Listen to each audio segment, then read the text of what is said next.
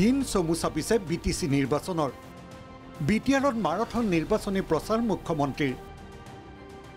ওদালগুৰিৰ ভৈৰৱকুণ্ড আৰু ভেৰগাঁৱৰ নিৰ্বাচনী প্ৰচাৰ মুখ্যমন্ত্ৰী হিমন্ত বিশ্ব শৰ্মাৰ আৰু আমি আপোনালোকক দালিও দিম কিন্তু ইয়াতে কি হয় ইয়াতে বস্তাটোত নেগুন ইন্দুৰটো অলপ কাটি লয় হয় না নহয় ইন্দুৰে কুটে না নাই নুকুটে ইয়াতে ইন্দুৰ বিলাকক মাৰিব লাগে না নাই কোনে কৰিব পাৰিব মামাই কৰিব পাৰিব নে নাই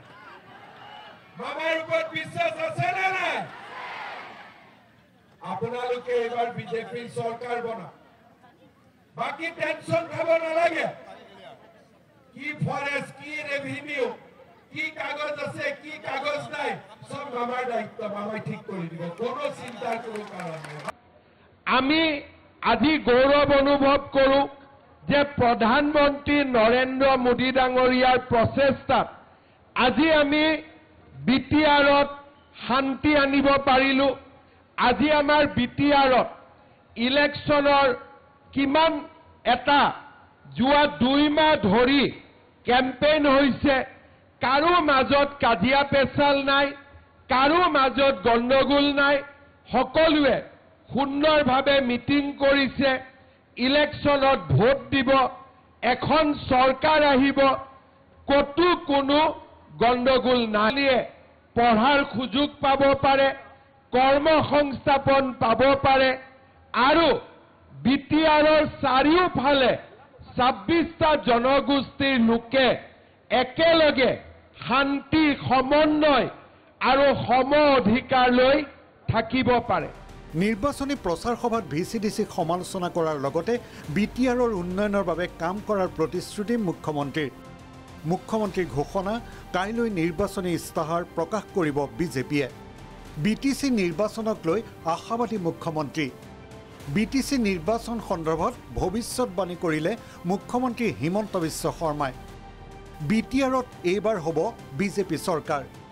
বিজেপি ধুনীয়াকৈ ভেৰগাঁৱত জিকি যাব এতিয়ালৈকেতো মই আজি এখন প্ৰথম মিটিং গতিকে গোটেইকেইখন মিটিং নকৰাকৈ অলপ ক'ব দিগদাৰী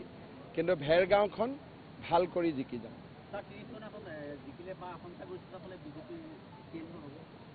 চৰকাৰ বিজেপিয়ে বনাব যদি সংখ্যাগৰিষ্ঠতা পাওঁ নাপাওঁ যদি লগত কাবাক ল'ব লাগিব যদি বিজেপিয়ে সংখ্যাগৰিষ্ঠতা পায় CM-জন বিজেপিৰো হ'ব পাৰে বা আপোনাকো মাতি লৈ গৈ পাতিব পাৰোঁ বিটিআৰত নিৰ্বাচনী প্ৰচাৰৰ মাজতে কংগ্ৰেছ আৰু গৌৰৱ গগৈক তীব্ৰ ভাষাৰে সমালোচনা মুখ্যমন্ত্ৰী হিমন্ত বিশ্ব শৰ্মাৰ কালি মোৰ কথাও হৈছিলে এইবিলাক কেতিয়াবা লৰাৰ মাজত হৈ যায় ইমান গুৰুত্ব দিবলগীয়া কথা এইটো নাই কিবা পাগল পাৰ্টি হ'লে এইটো কয় তৃণমূলেও দিয়ে প্ৰাৰ্থী জয় ভাৰতেও দিয়ে প্ৰাৰ্থী এইবিলাক পাগল কংগ্ৰেছটো মোৰ এটা লাজে লাগে যে এইটো পাৰ্টিত মই আছিলোঁ যে টিকট দিয়া মানে জয় লাভ নিৰ্দলীয়বিলাকেও তেতিয়া ক'ব যে আমাৰ জয় হৈছে বুলি এইটো ৰাহুল গান্ধী টাইপ হাৰিলে কয় মৰেল বিজয় হৈছে 40জন প্ৰাৰ্থী দিয়াটো এটা বিজয় হ'ব পাৰে নেকি কিন্তু পগলা কথা ক'লে আপুনি কি ক'ব তাৰমানে গোটেই পাৰ্টিটোৰ ভেলু ক'ত নামি গৈছে তাকে এবাৰ চিন্তা কৰক ভেৰগাঁৱৰ পৰা পৱন নাথ ওদালগুৰিৰ পৰা জিতুমণি ডেকাৰ সহযোগত ৰুবুল গগৈ ৰিপৰ্ট প্ৰাগ নিউজ